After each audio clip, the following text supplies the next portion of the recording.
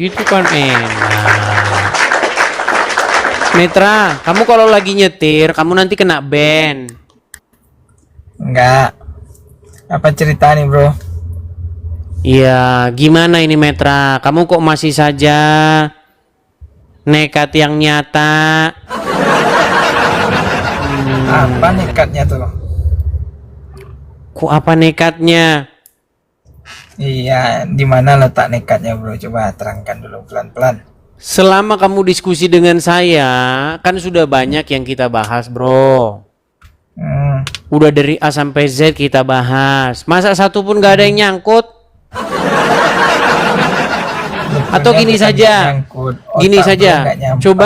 coba kamu buktikan kepada saya, pernahkah saya memfitnah agama Islam? Bagi istri tukang fitnah, dia nggak ngerasa, bro, dikasih alasan apa. Ya makanya coba jelaskan. Fitnah kan begitu. Coba jelaskan di mana saya fitnahnya. Banyak. Suruh nyebutin satu malah banyak. Satu aja tidak mampu kamu sebutkan, gimana banyak? Coba sebutin satu fitnahan saya terhadap agama Islam. Sebutin satu aja, coba. Fitnah itu dasarnya dari ketidakpahaman, bro, soal Islam sebetulnya. Jadi tapi bro merasa orang si paling paham. Muter kan. Coba misalnya gini, Muhammad mengizinkan orang Islam bohong dalam 3 hal. Betul atau salah? Benar. Muhammad berhalusinasi. Dia tidak tahu, dia nggak sadar apakah dia itu sudah datang kepada istrinya belum, sudah maksudnya bersenggama atau belum dengan istrinya. Betul atau tidak? Ya. Tidak. Baik, saya putarkan sama kamu. Kamu bilang tidak. Perhatikan. Kamu bilang tidak nih. Ya, nanti kamu penjarakan aja nih, Khalid nih. Nabi SAW pernah disihir oleh Lubab bin Al-Asam, orang Yahudi. Ya. Nabi SAW sebulan teman-teman nggak sadar, nggak tahu apakah sudah kasih giliran istrinya atau belum. Sampai kadang istri mengingatkan, ya Rasulullah, belum Anda datang ke tempat kami. Seperti itulah. Maka yang terjadi pada saat itu, Nabi SAW berdoa kepada Allah setelah sebulan. Kemudian dengar gak? Dia tidak sadar sudah mendatangi istrinya atau belum. Jadi Muhammad, akibat dia kena sihir, dia berhalusinasi. Nggak ngerti dia perasaan dia sudah mendatangi istrinya padahal belum.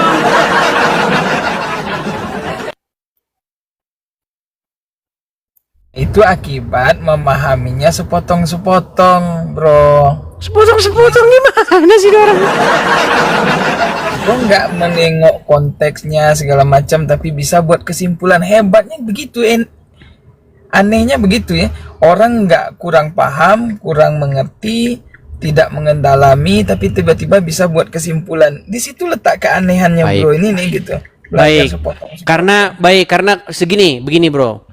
Kamu kan tidak mengerti agama Islam. Seperti saya bilang ya, kalau kamu mengerti agama Islam, bro, bukan jangan saya, bro. Baik. Bro nggak ngerti. Gini saja. Coba kita dengarkan yang lain ya. Coba kamu dengarkan, pasang telinga ya. Nih. Ya. Sehari-hari atau mungkin ini suka terjadi dalam kehidupan sehari-hari. Kita lanjut lagi jamaah yang ada di rumah. Ada pertanyaan bagus banget nih. Benar nggak sih Rasulullah pernah terkena sihir atau guna-guna?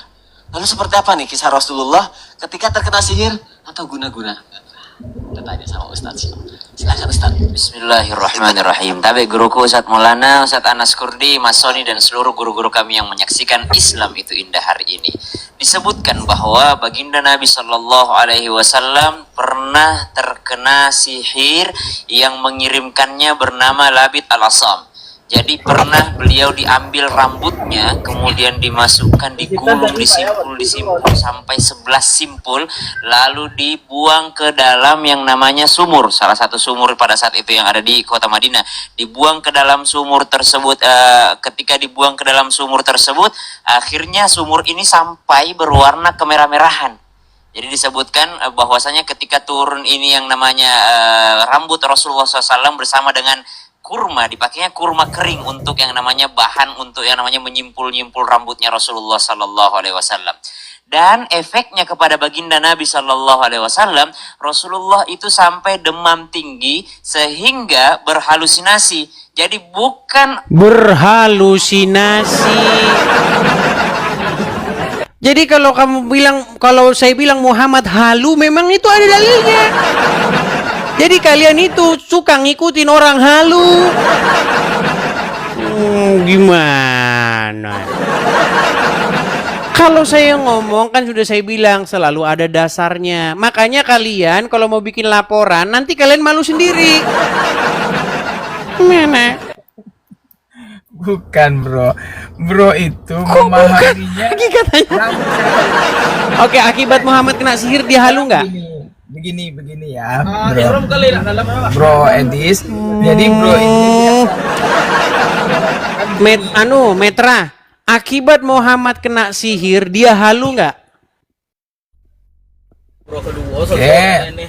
yang bro tangkap cuma segitu kan? Tadi bilang enggak, sekarang iya. Udah, kamu selesaiin dulu pekerjaanmu. Nanti kalau udah beres, kamu naik lagi. Kau nggak konsentrasi nanti.